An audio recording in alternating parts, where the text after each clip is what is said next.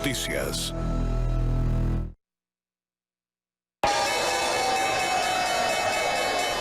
La Fed decidió esta semana bajar la tasa de interés y mostró división sobre la situación económica de la primera economía del mundo.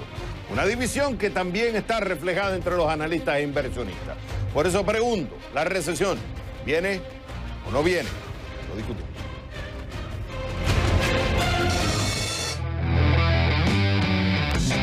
Una rara visita.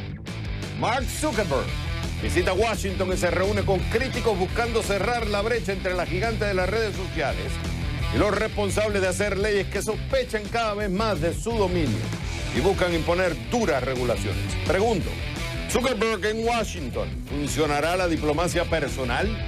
Lo analizamos. Escucha esto. Gobernadora demócrata de Nuevo México, New Mexico, con mayoría demócrata en la legislatura, busca implementar un plan para hacer la universidad pública gratuita para todos los residentes del estado. Pregunta, educación gratuita en New Mexico. ¿Cuáles son los pros y los contras de este plan? Lo discutimos.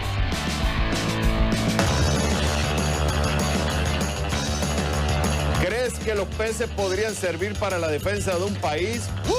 ¿Pero qué locura es esta? Así es. Investigadores de una universidad lograron crear un pez robótico. Lo vamos a mostrar en nuestra división de CNN Dinero. Clics. Ponte el cinturón. Porque desde el centro de producción de CNN en la Ciudad del Sol, Miami, comienza el único programa que vive la economía. Claro, esto es CNN Dinero, que arranque en 3, en 2, en 1. ¡Vámonos!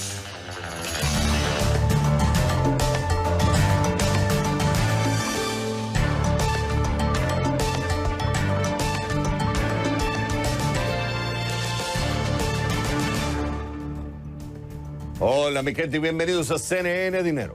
Te saluda Xavier Servia. ¿Lista? ¿Listo? Comenzamos.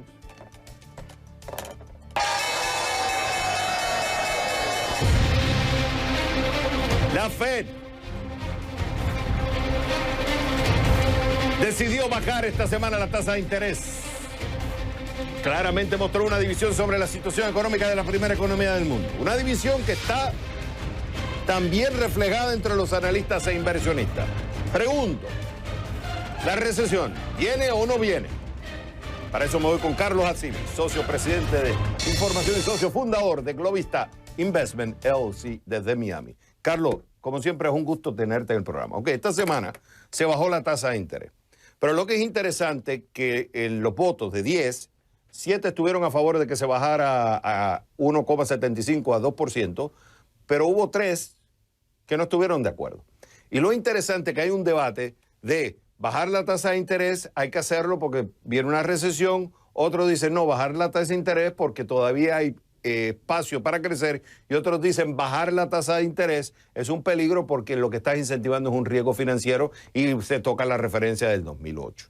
Y es interesante porque tú lees, por ejemplo, yo tengo artículos acá, diferentes opiniones. Uno dicen, Powell dijo que la economía está fuerte, no le creas. Sin embargo, otro, por ejemplo, que saca en Bloomberg, dice, aguanta el tema de la recesión porque hay indicadores en Estados Unidos que indican que todavía la economía está fuerte. Entonces yo te pregunto a ti, desde tu perspectiva, ¿hay recesión o no hay recesión en el horizonte? Buenas noches, Xavier. Gracias por tu invitación. La respuesta nuestra es no. No perfilamos una recesión en el horizonte corto o intermedio, que le hace en los próximos 6 a 12 meses. Hay múltiples razones por ello. En primer orden, históricamente, en el periodo de la posguerra en Estados Unidos, las recesiones por lo general son fruto de un recalentamiento, un sobrecalentamiento de las condiciones de demanda. Hay un crecimiento acelerado de la economía, particularmente del consumo o de la inversión. El Banco Central, de forma proactiva, sube las tasas de interés para desacelerar la economía y se le va la mano un poco y la economía entra en un proceso de ajuste. Por lo general, el crecimiento en las ganancias corporativas en el preludio de la recesión comenzamos a ver a vislumbrar una caída en el crecimiento de las ganancias. Ninguno de estos elementos está presente en el contexto actual. Es decir, el gasto en el consumo sigue creciendo, el rendimiento de las empresas, las utilidades, sigue bastante robusto. Sin embargo, el resto de la economía mundial, particularmente en Europa, Alemania está en una recesión, técnicamente hablando, la economía como de Nueva Zelanda está en una recesión, Australia, Canadá son economías que están en desaceleración y obviamente parte de esa debilidad está llegando a las costas de Estados Unidos y es por esa razón, tanto por la ausencia de presión inflacionaria, así como también por esa desaceleración en el resto de algunas economías, no todas, de algunas economías del resto del mundo, que el Banco Central Americano está recortando las tasas, en nuestra opinión. Ahora, ok, cuando yo te digo a ti que, por ejemplo, la producción industrial ha estado bajando, y yo voy a citar a James Bullard, que es el presidente de San Luis. Él dice, la producción industrial ha estado bajando, hay una debilidad en la demanda, las exportaciones han disminuido. Entonces, pregunto, ¿eso no son señales ya de una temprana recesión? ¿Cómo lo lees tú? Sí, la respuesta es no. Y de nuevo, varias razones. Cuando vislumbramos la economía norteamericana, hay que realizar una partición entre la economía de servicios y la economía de bienes. La economía de servicios en Estados Unidos hoy en día representa básicamente el 90% de la economía. En los años 70 representaba un 60%, un 65%. Es decir, el sector manufacturero, que a nivel global está en recesión el sector manufacturero, en parte debido a tensiones comerciales entre China y Estados Unidos. Esa debilidad del sector manufacturero a nivel global es lo que explica que la economía alemana, que obedece en gran medida al sector industrial, se encuentra en una recesión, a lo mismo que otras economías cuya fortuna económica, como la economía coreana, depende del sector industrial. La economía norteamericana hoy en día, más que nunca, depende de la economía de servicios, no de la economía del sector manufacturero. O sea que esa es la primera razón detrás de la respuesta del por qué la economía norteamericana, debido a la robustez del sector servicio, no se vislumbra en una recesión.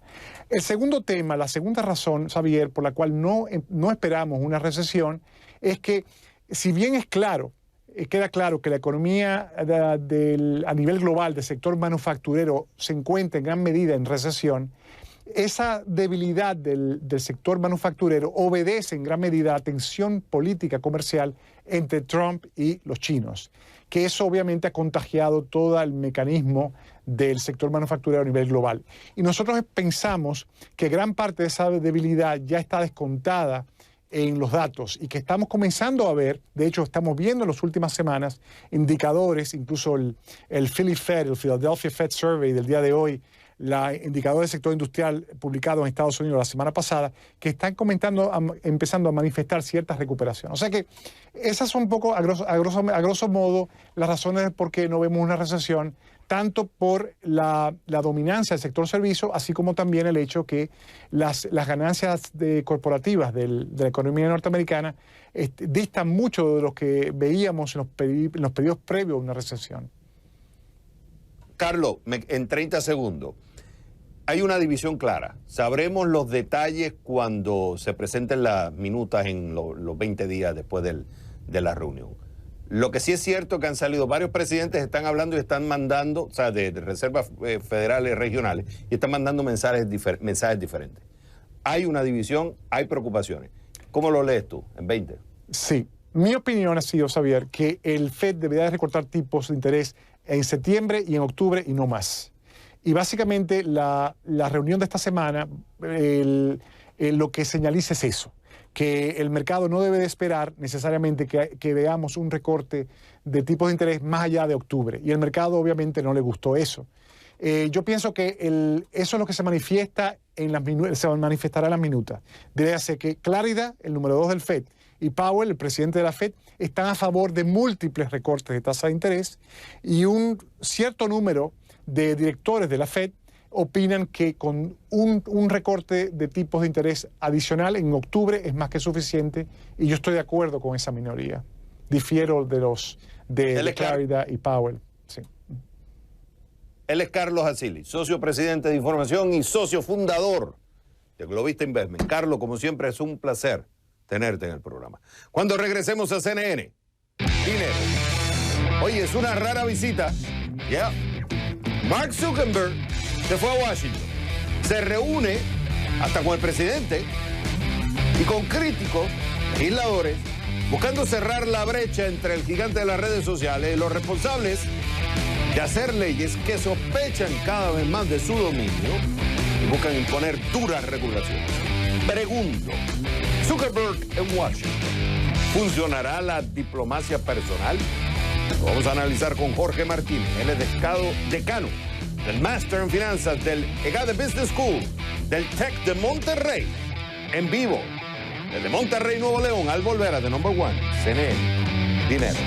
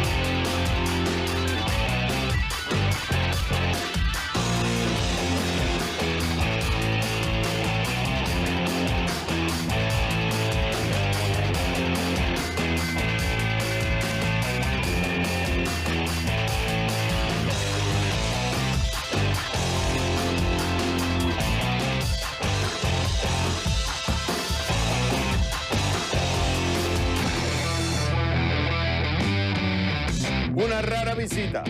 Mark Zuckerberg visita Washington y se reúne con críticos buscando cerrar la brecha entre el gigante de las redes sociales y los responsables de hacer leyes que sospechan cada vez más de su dominio y buscan imponer duras regulaciones.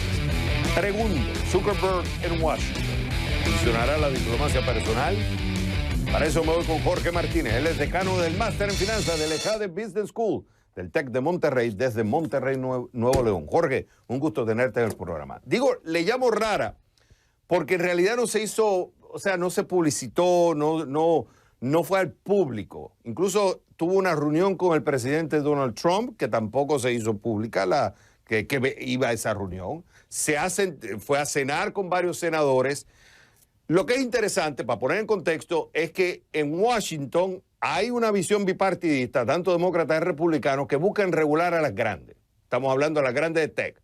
Google, Apple, Amazon, Facebook. El debate está en cómo regularla. Y aquí es donde entra Mark Zuckerberg y este viaje a Washington. De alguna forma utilizar su influencia personal, digamos, utilizar esta diplomacia personal one-on-one. Yo pregunto, con el ambiente que se está viviendo, ¿funcionará este tipo de diplomacia personal? Gracias por tenerme, Xavier. Es un gusto estar con tu audiencia. Y yo pienso, de alguna forma, es un momento complicado para tanto el mercado en general y también los reguladores, Xavier, pues no es un caso típico de antimonopolio en el que los reguladores, creo yo que al centro de la discusión está este asunto, buscan, por lo general, que los consumidores estén mejor con la regulación que es impuesta sobre la competencia. Cuando hay un grupo que tiene un poder extraordinario, la manera típica como esto se refleja, Xavier, es en los precios, que los precios empiecen a aumentar y que desde luego haya una pérdida para el consumidor. Pero el caso curioso que ocurre en general, Amazon, Facebook, Google, es uno en el que no es la discusión sobre los precios per se, porque incluso muchos de los productos que ellos venden, al menos al inicio, son gratuitos, sino más bien estamos hablando de la data, la información, la privacidad de los consumidores precisamente y el poder que esto tiene en general sobre ellos. Ponte a pensar que de los casos históricos que conocemos, incluso yéndose muy hacia atrás, hacia el petróleo, Standard Oil al inicio del siglo XX o las Baby Bells y AT&T en los 80s y así otros casos parecidos, los trenes, etcétera, no se parecen a la industria de Internet, la cual tiene una injerencia demasiado alta en nuestras vidas diarias, de nuevo contrastando con las industrias que menciono, en donde las leyes antimonopolio claramente iban dirigidas hacia dividir para que los precios no fueran afectados en contra del consumidor. Mi respuesta rápida es... Sí. Discúlpame, Jorge, termina. ¿Tu respuesta rápida es?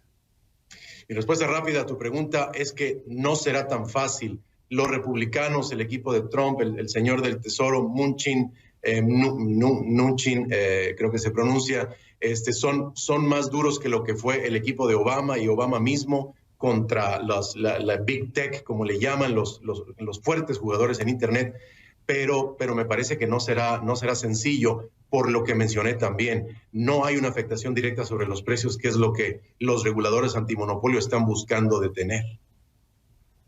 Ahora, hay una preocupación con el tema de la privacidad, hay una preocupación con el tema del contenido. Y fíjate que tengo mis notas acá, voy en el caso específico de Facebook, porque Zuckerberg viaja a Washington.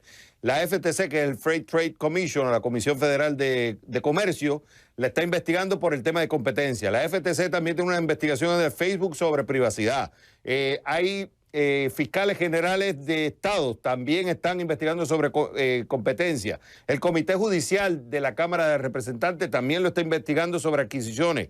La de Servicios Financieros de la Cámara de Representantes sobre las criptomonedas. Ahora, lo que sí es interesante, y me queda un minuto, lo que sí es interesante es que de alguna forma que él vaya directamente y se siente con ellos a explicar cómo debe hacerse o cuáles son las formas de atacarlo, puede de alguna forma ayudar, porque es un one-on-one, o sea, es una reunión privada, y de alguna forma los legisladores y el presidente pueden escuchar de voz directa del fundador de Facebook: hey, si ustedes van a traer esto, puede tener estas consecuencias, también lo podemos hacer así, ¿por qué no le damos más responsabilidades a las empresas?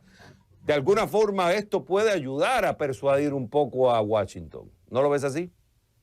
Es probable, Xavier, pero francamente no creo que ni Zuckerberg ni los capitanes de Amazon o Bezos y de Google, el equipo de Google, estén dispuestos a perder poder. Y el argumento que te menciono es bastante fuerte. No hay una afectación directa todavía sobre los precios, sino en algo, la data y el historial de la data, que les permite generar más producto, más usuario, y después mejores contrataciones de RH que generan a su vez mejor producto y más usuarios, etcétera, más ganancias, sino el tema de los precios. Lo que yo creo que puede funcionar, y esto es una propuesta de un profesor de Oxford recientemente, es que pudiera la ley cambiar de tal forma para que a partir de cierta participación de mercado, y estos señores tienen una participación enorme, 80% en algunos casos de los mercados en donde ellos se mueven, el mercado de redes sociales o el mercado de retail, en el caso de Amazon o Google, los search engines, etcétera, que a partir de cierta participación de mercado ellos estuvieran dispuestos a compartir su data, que la ley cambiara de esa manera. Por ejemplo, poner multas como Europa, que es más duro, lo ha hecho sobre Google, no creo que funcione, porque los señores tienen bastante dinero. El valor de estas empresas es de 2 trillones en total, es casi el PIB de Italia, y tampoco creo que necesariamente vaya a funcionar fácil un cambio en las políticas de las fusiones y adquisiciones. Eso se va a tardar.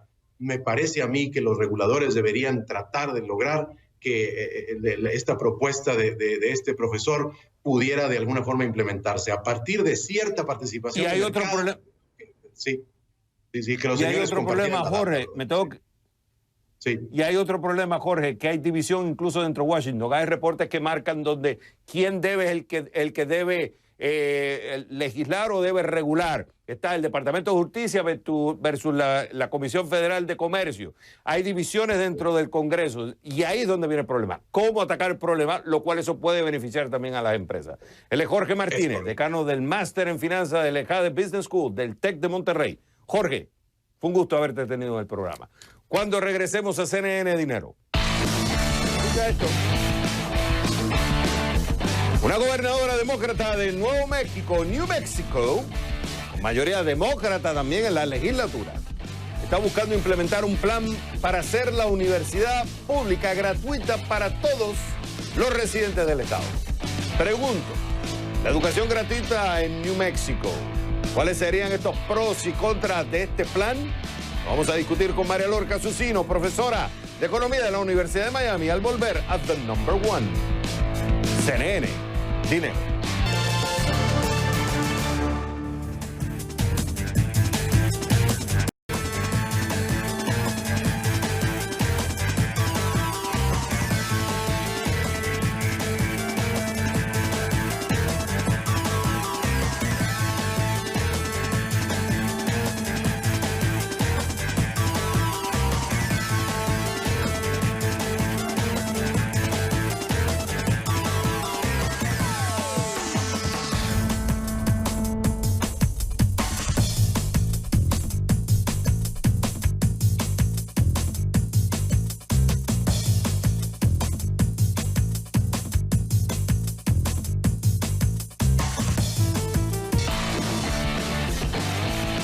Escucha esto, gobernadora demócrata de Nuevo México, New México, mayoría demócrata también en la legislatura, busca implementar un plan para hacer la universidad pública gratuita para todos los residentes del estado. Pregunto, ¿educación gratuita?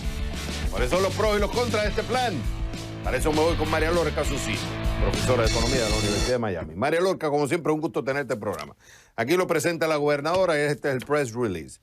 Básicamente lo que hace es cubrir el faltante. O sea, si tú eres una persona que vives en el estado y te quedaste corto en el financiamiento, si tienes que financiar, digamos, $1, pero solamente puedes pagar 60 centavos, ese 40 centavos restante, ellos lo cubrirían, te lo pagarían. Y es lo que le llaman free. Te pregunto, María Lorca, cuando tú lees este plan, primero, ¿qué es lo positivo que tú ves de él? Hombre, puesto así, pues obviamente positivo es todo, porque a ver, ¿qué podemos decir en contra de que la gente estudie y vaya a la universidad? En teoría no hay nada, pero yo solamente me quiero centrar en dos cosas, porque los contras van a venir. El primero es que sabemos que por cada año que tú le añades de conocimientos de universidad, de high school, de colegio, el salario de las personas suele aumentar un 10%. Esto es una correlación que existe, que hay muchísimos trabajos escritos sobre esto. Y lo segundo es que en estos casos, en el caso de la gobernadora de Nuevo México, hay una letra pequeña. La letra pequeña dice, como en el mismo, exactamente el mismo caso que está en el estado de Nueva York, que la persona que estudia gratis, como tú has explicado, en ese estado tiene que trabajar 4 años. Si a ti te han pagado 4 años de academia, tú tienes que estar 4 años trabajando y pagando impuestos en el estado de Nuevo México. ¿Esto qué significa? Significa que vamos a tener más recursos para el estado de Nuevo México, y también al estar trabajando y produciendo allí, pues el Producto Interior Bruto del estado de Nuevo México, que si tú lo comparas con el resto de Estados Unidos es más bajo, pues va a aumentar y va a sufrir una mejora muy significativa. Hay una realidad, hay un problema en el endeudamiento. Se estima que las deudas colegiales sobrepasan el 1,5 billones de dólares. Y hay un serio problema. Pero por otro lado es cierto también que las cosas que no cuestan se hace fiesta. Entonces yo te pregunto a ti, ¿qué es lo negativo que tú ves de este plan?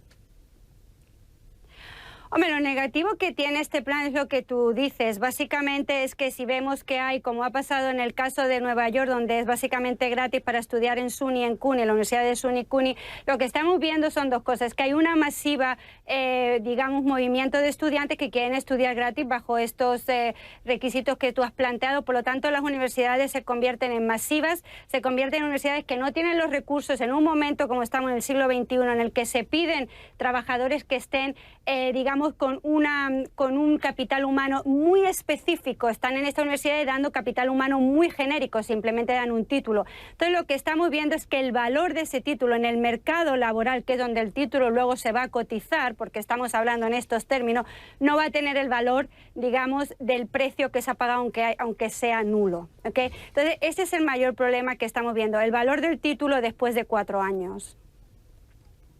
Y entonces, ¿por qué insisten en que sea gratuito? Porque por un lado, una de las defensas a esta tesis es que los estudiantes están endeudados, no tan solo por el tema de tuition, o sea, de pagar la colegiatura, sino también están endeudados porque tienen que pagar libros, tienen que pagar vivienda, tienen que pagar comida. Entonces, cuando terminan, que por cierto, eso no lo pagan en este free tuition, ellos solamente van a pagar la colegiatura, pero no te pagan los otros gastos. Y esa es otra de las críticas. No está ayudando a cubrir los otros costos que también son altos.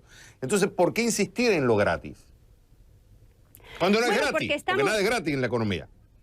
No, pero es que en Estados Unidos, tú dices que estamos viendo, digamos, que vamos en contra del ciclo. Mira, el otro día, para venir aquí, me leí un artículo, un estudio, no es un artículo, es un estudio gordísimo en el que dice que básicamente en Europa y en América Latina estamos yendo a una senda en la que se está dando mucha importancia a la educación privada, tanto escolar como universitaria, porque son capaces de producir o de darte un capital humano mucho más específico, como te mencioné antes. Sin embargo, en los Estados Unidos estamos haciendo, digamos, la reversa. Era un lugar donde había una universidad privada y lo más importante es que dentro de universidades privadas, si esto sigue así, se están destruyendo universidades privadas, digamos, del mitad, ¿no? No las universidades Ivy League o elitistas que tienen dinero a mogollón y que no sufren problemas de reclutamiento, sino las universidades, digamos, medias, que tienen un número de estudiantes medios, que estamos viendo cómo desaparecen. Hay un estudio, Xavier, que dice que hay 1.700 universidades de tipo medio, de las cuales 800 van a desaparecer en los próximos 10 años. Imagínate, nos vamos a quedar con un sistema educativo totalmente bipolar, digamos, en el que por un lado van a estar universidades de élite que cuestan una fortuna para una minoría que puedan endeudarse o que tengan el capital humano para poder entrar, y el resto una cantidad de universidades privadas, de universidades públicas gratis, totalmente masificadas, como tenemos en el viejo continente, en Europa, que hay muchísimas universidades públicas, bueno, son todas universidades públicas en las que tenemos taxistas que son abogados, donde el título académico no vale. ¿Por qué? Pues porque es gratis.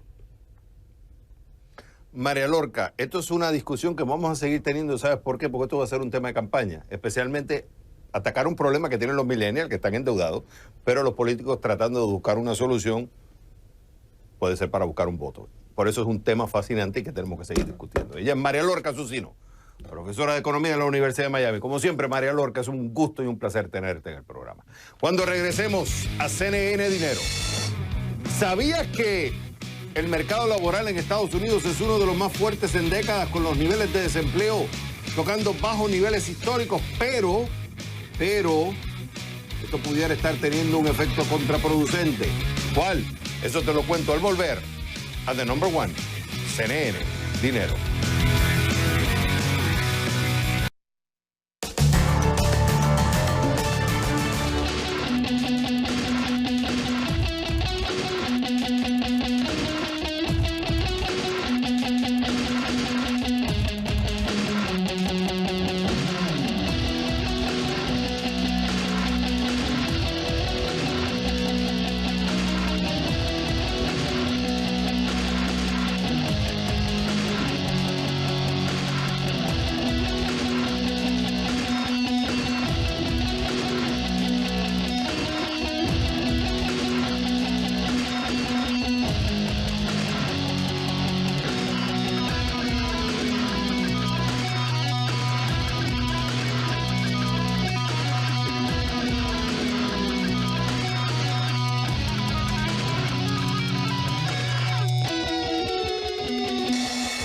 ¿Sabías que el mercado laboral en Estados Unidos es uno de los más fuertes en décadas, con los niveles de desempleo tocando bajos niveles históricos? Pero esto estaría teniendo un efecto contraproducente en los empleadores, y no me refiero a que tengan que pagar sueldos más altos. ¿De qué se trata? Que los nuevos empleados están faltando a su primer día de trabajo. Eso es lo que dice la firma de contratación de empleo Robert Half, quien llama a esta tendencia ghosting, en español fantasma, es decir, la idea de alguien de repente desaparece. Sus comentarios fueron confirmados por otra firma de colocación de empleo, Workplace Group, que dice que recientemente un empleado nuevo que pasó el chequeo de antecedentes y estaba todo listo para que comenzara el entrenamiento, simplemente desapareció. Con otro empleado sucedió algo similar y la compañía lo llamó, envió correo electrónico, mensajes de texto, hasta que eventualmente tuvieron que enviarle una carta formal para cancelar la oferta laboral. Aunque dicen que faltar al primer día de trabajo es algo que siempre sucede, ahora es cuando se ven cada vez más los casos. La razón, argumentan, es la misma. Hay más ofertas de trabajo disponibles y los nuevos empleados aceptan otras propuestas sin avisar. Esto tiene un costo para las compañías, a quienes se han dejado plantadas. Volver a iniciar una búsqueda, incluso fallar a un cliente. Las firmas sostienen que aunque llamar para decir que no acepta una oferta que en un principio se aceptó puede ser incómodo, también puede abrir la puerta a una nueva negociación. Y claro, siempre es mejor irse dejando una buena impresión, porque a futuro la oferta laboral puede disminuir. ¿Lo sabías? Estas son otras breves económicas de CNN Dinero. Un operador deshonesto le costó a Mitsubishi $320 millones. La compañía informó que el empleado había sido contratado por una de sus filiales para supervisar el comercio de petróleo con China.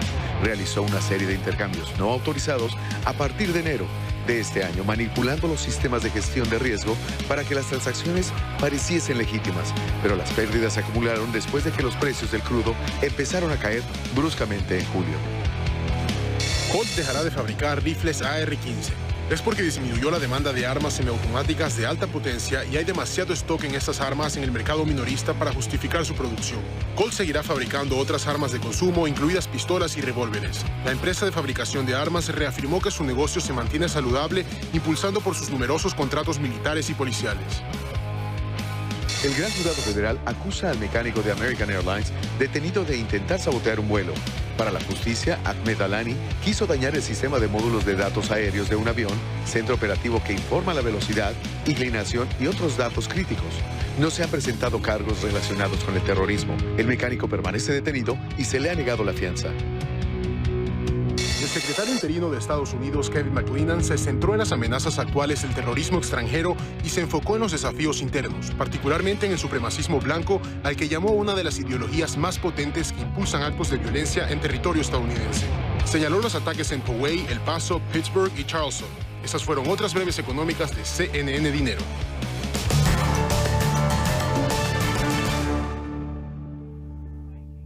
La gigante Walmart se suma a las acciones contra el uso de cigarrillos electrónicos. La más importante cadena de supermercados anunció este viernes que dejará de vender estos dispositivos que están en la mira de las autoridades de Estados Unidos por los numerosos casos de enfermedades pulmonares relacionadas con el vapeo. La compañía dijo a través de un comunicado que la medida se tomó debido a la creciente complejidad reguladora federal, estatal y local. Y también a la gran incertidumbre que hay sobre los perjuicios que provocan los cigarros o cigarrillos electrónicos en la salud. Agregó que la venta finalizará cuando se acabe el inventario de los dispositivos en las tiendas. En una medida anterior contra el tabaquismo, Walmart elevó a 21 años la edad mínima requerida a los clientes que deseen comprar tabaco en sus tiendas a partir del 1 de julio de este año. La decisión de Walmart llega después de que el gobierno de Estados Unidos anunciara futuras medidas para combatir el uso de cigarrillos electrónicos. En Estados Unidos, 8 personas murieron de enfermedades relacionadas con el vapeo y hay más de 500 casos confirmados de lesiones pulmonares por esta práctica.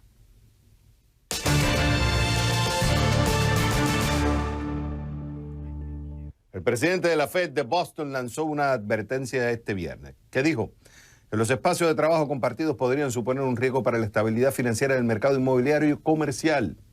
Hablar de espacios de trabajo compartidos es hablar, por ejemplo, de WeWork. Si bien él no se refirió a ninguna empresa en concreto, vamos por parte. Eric Rosengren se opone a las recientes bajadas de la tasa de interés de la Fed. Argumenta que las tasas más bajas, junto con el auge de modelos de mercado cambiantes, incrementarán el riesgo en lugares inesperados. En el mercado inmobiliario comercial, por ejemplo, como Rosengren dice que el modelo de los espacios de trabajo compartidos expone a los propietarios a pérdidas y vacantes, esencialmente porque compañías como WeWork tienden a firmar contratos de alquiler a largo plazo para luego realquilar esos espacios. Y lo hacen generalmente a empresas pequeñas, más susceptibles de sufrir los efectos de una crisis. Recordemos que WeWork está en el proceso de tirarse un IPO y ahora lo ha atrasado. Una de las razones es esta. En consecuencia, aumentan las posibilidades de impago.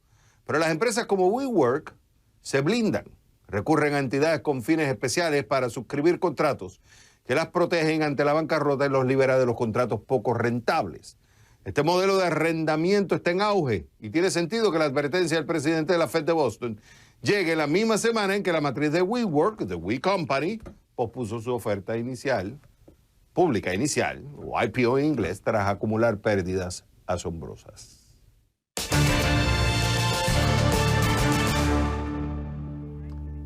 Ya hemos analizado parte de los efectos de los ataques a las instalaciones petroleras de Arabia Saudita. Incluso este viernes, el Pentágono anunció que estaría enviando efectivos militares a Arabia Saudita para ayudar, lo pongo entre comillas, citando, a mejorar sus sistemas de seguridad. Así lo anunció el secretario de Defensa estadounidense Mark Esper. Pero estos ataques también afectaron nuestra región, específicamente Argentina. Ignacio Grimaldi explica. Y también tomamos la decisión de congelar el precio de la nafta por los próximos 90 días. Pero 35 días después, los precios se descongelaron. Los recientes ataques a instalaciones petroleras en Arabia Saudita y el posterior aumento de 14% del valor del barril de referencia internacional hicieron que en Argentina, un país que se autoabastece de crudo, los combustibles subieran 4%. Este aumento, pues, es un desgaste. A nadie le sirve. O sea, uno que trabaja, que vive de esto con un vehículo, no le sirve. Me afecta en el uso diario, ¿no? Porque cada vez cargas menos litros. Tanque lleno nunca más. Lo que dicen el gobierno es que el congelamiento de los combustibles sigue. Y en el marco de ese congelamiento por esta situación extraordinaria, que fue el aumento del precio del petróleo por el ataque en Arabia Saudita, decidieron dar en grajeas, en dosis homeopáticas, una pequeña suba. ¿Las petroleras están conformes con esto? No, en absoluto, lo rechazan por completo. Entonces, es un contexto en el que todos están molestos. Tras ser derrotado en las primarias y experimentar un descalabro en varios índices económicos, el gobierno había congelado en $59 el precio del barril en agosto, pero fijando un tipo de cambio de 45,19 pesos. Hoy, el valor del dólar es de 58,50 pesos. Solo por esa cuestión cambiaria, el rezago en el valor del combustible es de 22,8%. Es decir, la petrolera tiene motivos para decir me están pagando poco en la Argentina. A pesar del reciente aumento, el gobierno mantuvo congelado el valor del barril. Contra los $59 que cotiza en Argentina, en el mundo la cifra de referencia supera los $64. Si los precios se mantienen congelados, tarde o temprano va a haber menos abastecimiento. Es decir, porque una compañía petrolera hoy tiene que vender a pérdida combustible. Trabajo con esto, realmente la necesito para efectos de mi trabajo. En este malestar compartido entre consumidores y productores de combustibles se abren dos preguntas. Una de ellas es cuál será el impacto del último aumento en una inflación que marca un 54,5 en el último año. Y la segunda, ¿qué pasará el día después a que venza el congelamiento por 90 días? Para CNN, Ignacio Grimaldi, Buenos Aires.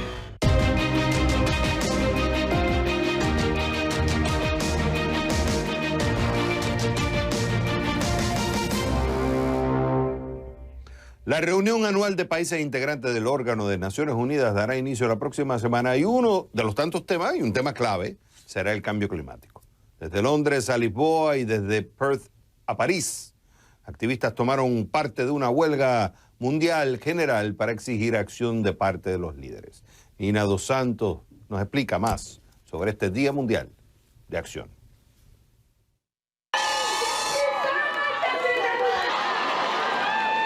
En Australia, cientos de miles de personas se reunieron, decididas a hacerse escuchar.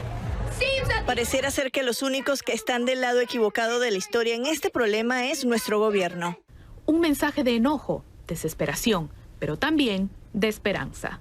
Realmente quiero cambiar el mundo porque es nuestro futuro y quiero crecer en un lugar bueno. Estoy aquí para el futuro de mis hijos. Para ser sincera, los políticos no están haciendo nada y estoy harta de ello. El Día Mundial de la Acción, el viernes, comenzó en las islas del Pacífico, países que ya han sido impactados por el aumento del nivel del mar. También en Asia, los estudiantes le exigieron acción a sus líderes políticos.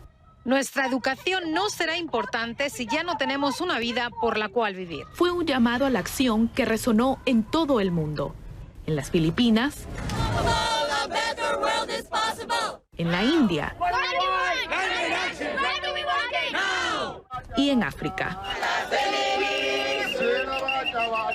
Aquí en Londres, miles de personas marcharon al Parlamento. Muchos de ellos eran niños, acompañados por sus padres, y quienes habían hecho sus propios carteles. Su mensaje era el mismo en todo el mundo. Es el momento de que los actuales líderes del mundo evalúen el legado ambiental que están dejando. No tendré el poder del voto en 18 meses. No tengo ese tipo de poder político aún. Así que ejercito mi voz de la única forma que sé. Intento hacer que la gente piense, ¿sabe? Esto es algo en lo que realmente tengo que pensar, algo sobre lo que tengo que actuar.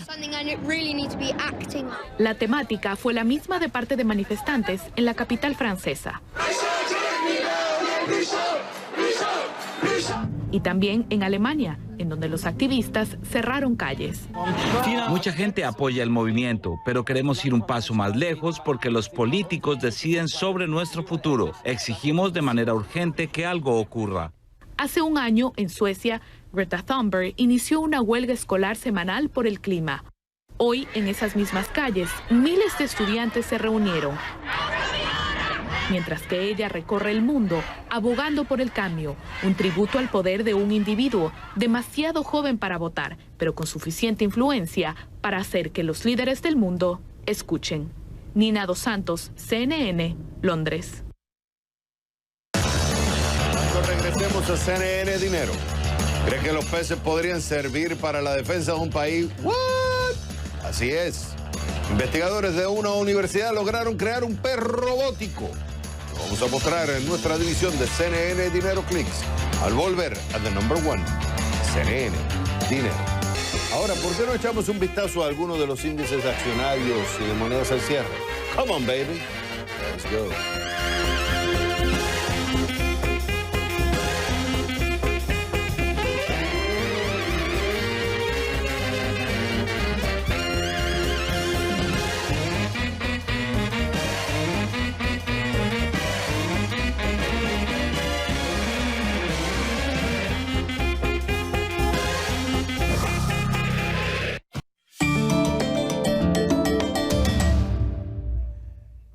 ¿Quién gana hoy? Apple. Why? El iPhone 11 o el 11 salió a la venta en las tiendas minoristas de todo el mundo. Y parece que los fanáticos de Apple están contentos. Hubo filas para comprarlo. Decenas de personas se reunieron afuera de las tiendas de Apple en ciudades como Singapur, Sydney, Madrid, Berlín, Londres. También en la rediseñada tienda de la Quinta Avenida, donde el presidente ejecutivo de Apple, Tim Cook, fue el anfitrión. Según analistas, hubo una alta demanda de pedidos anticipados del nuevo iPhone 11, pese a que los expertos no se mostraban confiados en sí. Sus características podrían atraer la atención de nuevos compradores. Fuera de los incondicionales, pero los iPhone 11, el 11 Pro o el 11 Pro Max demostraron ser todo lo que la mayoría quiere en un teléfono inteligente. Más rápido, con mejor cámara y duración de batería. Porque los fanáticos los acompañaron en las ventas. Apple se lleva hoy la medalla de oro de CNN Dinero. ¿Y quién pierde hoy? Roku. Why? Sus valores se desploman casi un 20%. ¿Quién es Roku? Es un servicio de streaming de vídeo y un sistema operativo para televisores inteligentes. ¿Qué pasó?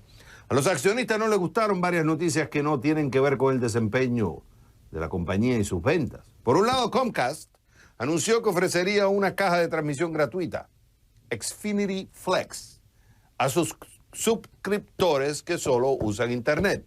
Por otro lado, Facebook lanzó Portal TV, un dispositivo que permite transmitir Amazon Prime Video, Showtime y otras aplicaciones. Por si fuera poco, la semana pasada Apple dijo que su servicio de suscripción a Apple TV Plus será gratuito durante un año para los clientes que compren una Mac, iPhone o un Apple TV. ¿Qué pasa? Estos anuncios fueron percibidos por algunos inversores como más competencia para Roku. Y este viernes las acciones cayeron casi un 20%. Desde su punto máximo a principios de septiembre, las pérdidas ya se han acumulado en un 36%. Pero otros sostienen que a pesar de esta pérdida, las acciones de Roku en lo que va del año han subido más de un 250%. Posicionándose como una de las firmas con mejor desempeño del Standard & Poor's 500. Sin embargo, por la caída de este viernes, Roku se lleva hoy la medalla de cartón de CNN Dinero.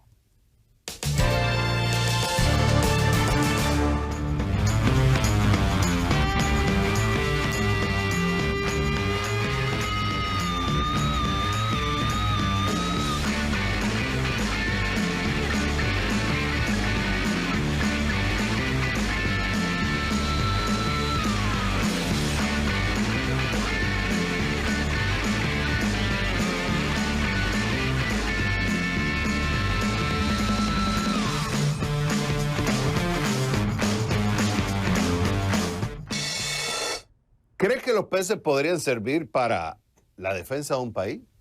Bueno, según los investigadores de una universidad, lograron crear un pez robótico.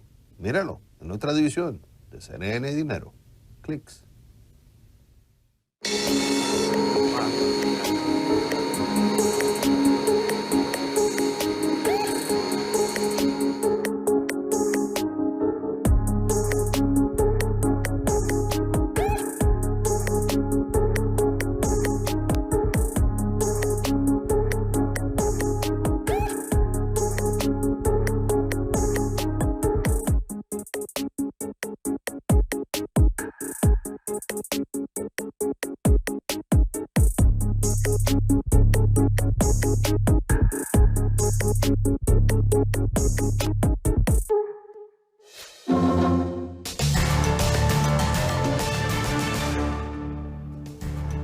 Es fascinante cómo un animal de eso puede viajar a 1 metro por segundo. Yo creo que era 3 metros por segundo, creo que era. Es un montón, es fascinante. Bueno, señores, solamente resta decir, esto es CNN Dinero, donde la prosperidad